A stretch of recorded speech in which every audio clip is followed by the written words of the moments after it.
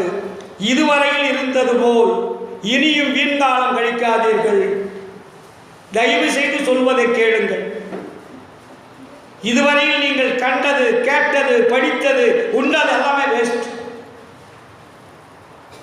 கண்டதெல்லாம் அனித்தியமே, கேட்டதெல்லாம் பழுதே, கற்றதெல்லாம் பொய்யே, நீர் கழித்ததெல்லாம் வீணே, உண்டதெல்லாம் மலமே, உட்கொண்டதெல்லாம் குறையே, உலகியலில் இதுவரையில் உண்மை அறிந்தீர்கள்.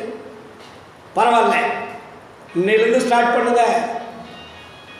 விண்டதினால் என் இனி நீ சமரச சன்மார்க்க மெய்நெறியை கடைபிடித்து மெய்ப்பொருள் நன்குணர்ந்து எந்தகு சிற்றம்பலத்தை என் தந்தை அருள் அடங்கின் இரவாத வரம் பெறலாம் இன்பமுறம். அப்போ நம்மளுடைய வாழ்க்கை இதுவரையில் சொல்லியது பூரா குற்றம் உள்ளவர்களாக இருக்கிறது. குற்றத்தையே சொல்லியிருக்கிறார்கள். உண்மையை மெய்யாக, பொய்யை மெய்யாக நமக்கு கற்பனை கதைகளாக, காவியங்களாக வடித்திருக்கிறார்கள். ராமர் என்பது ஆன்மா, லட்சுமணன் என்பது ஆணவம், சீதை என்பதுதான் ஜீவன், உயிர்.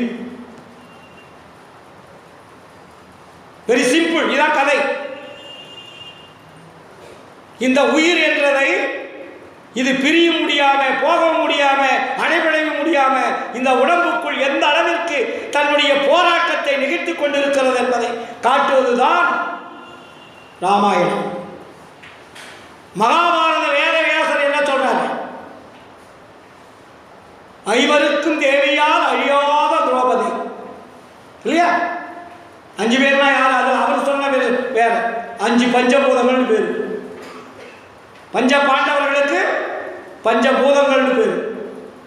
பஞ்சபூதங்களுக்கு என்ன இருக்கு? அதுல உயிர் இருக்கு. உயிருக்கு பேர் தான் திரௌபதி. திரௌபதி இயக்கிறது யாரு? கிருஷ்ண பரமாத்மா. கடவுள்னு சொல்றீங்க இல்லையா? அப்ப கிருஷ்ண பரமாத்மா அங்க என்ன பண்றாரு? 5 பஞ்ச பாண்டவர்கள் புருஷன்மார்ன்றீங்க, பொண்டாட்டியை காப்பாற்ற முடியலன்னு மேலே மேலேயே பேசுறீங்க. அவர் தொற்சோதனை துயில் உரியலாம். இந்த 5 பாண்டவர்களும் காப்பாற்ற முடியல. கிருஷ்ண பரமாத்மா கடைசியில் வேண்டா. கடைசியில் இந்த 5 பசங்களையும் நம்பாத. கடைசியில் அவரை வேண்டும் போது அவர் சேலையை கொடுத்துக்கிட்டே இருக்கிறார் இல்லையா? அப்ப இறைவன் காப்பாற்றுவார் என்பது பொருள் அல்ல. பஞ்ச பாண்டவர்கள் என்பது 5 பூதங்கள். துரோபதி என்பது உயிர். இந்த பஞ்ச உடம்புனால உயிரை காப்பாற்ற முடியாமல்